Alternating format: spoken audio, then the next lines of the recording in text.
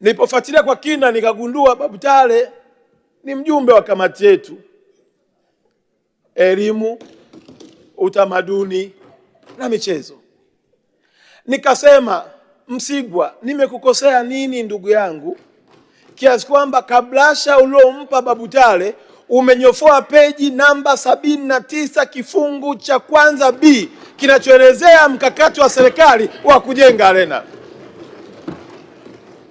Mheshimiwa Mwenyekiti, Wizara ya Habari, Sanaa, Michezo na Utamaduni tumejipanga kikamilifu, na ukisikiliza hotuba ya waziri wetu wa uwekezaji aliongelea mpango wa ujenzi wa arena ndani ya bajeti ya miaka 5.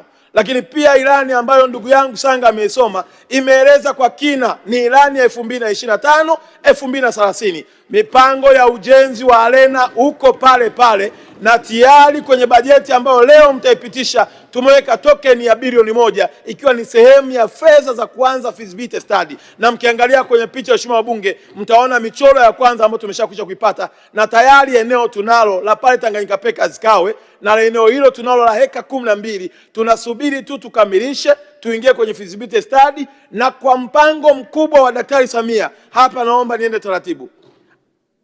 Daktari Samia alifanya mazungumzo na serikali ya Korea kuomba fedha zaidi ya bilioni 2.5 dola. Na katika fedha zile, miongoni mwa hizo fedha tumepangiwa Wizara ya Habari, Sanaa, Michezo na Utamaduni kwa ajili ya ujenzi wa arena ya kisasa yenye thamani ya bilioni 300, kwa ajili ya ujenzi wa studio yenye thamani ya zaidi ya bilioni 150. Hiyo fedha si rahisi kuiona kwenye bajeti yetu, kwa sababu hiyo fedha inategemea mazungumzo yanavyozidi kwenda. Lakini dhamira ya Daktari Samia amesema hata kama hii fedha ikichelewa, ndani ya miaka 2-3 ijayo, malengo yangu kwenye miaka yangu 5 lazima nijenge arena ya kisasa inayokuwa na uwezo mkubwa zaidi.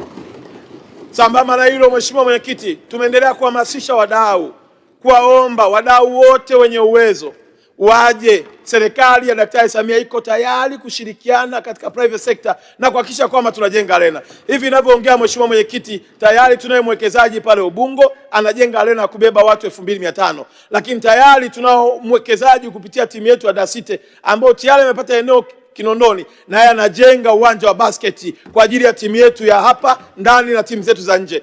Mheshimiwa Mwenyekiti, naomba nikuhakikishie ndani ya miaka hii 5 itakuwepo arena na studio nao kwenda kujengwa. Nimeusikiza vizuri sana mchango wa Mheshimiwa mbunge ndugu yetu ambaye tena ni naibu katibu wa mambo yetu ya chama chetu. Kaeleza kwa kina sana habari ya mavazi. Ameeleza habari ya vifaa vya wasanii wanapoenda kuigiza. Mheshimiwa Mwenyekiti, ni ukweli usiopingika. Si kila Mtanzania amefika Marekani, lakini kila mtu anajua ukubwa wa jeshi la Marekani kupitia kwenye vyombo vya taarifa habari pamoja na habari ya movie. Kila mtu hajafika Marekani, lakini tunajua White House imekaaje. Hiyo yote ni kazi iliyofanywa, uwekezaji mkubwa ambao ile jengo tunakwenda kulijenga. Tukisema studio, Mheshimiwa bunge, sio studio yenye microphone na kiti na soundproof, hapana. Studio ambayo basi tu kwa sababu mbungeni siruhusiwi, lakini ningesema Mheshimiwa, hebu ingieni kwenye simu zenu muangalie namna ya jinsi ilivyotengenezwa Titanic movie. Ile Titanic movie ukitazama unaweza kuhisi ni bahari moja kubwa, mabarafu makubwa, watu wako kwenye chumba tu. Waheshimiwa, hiyo kazi yote ndio Daktari Samia anataka kuwajengea vijana wake na watoto wake ndani ya nchi yetu ya Tanzania.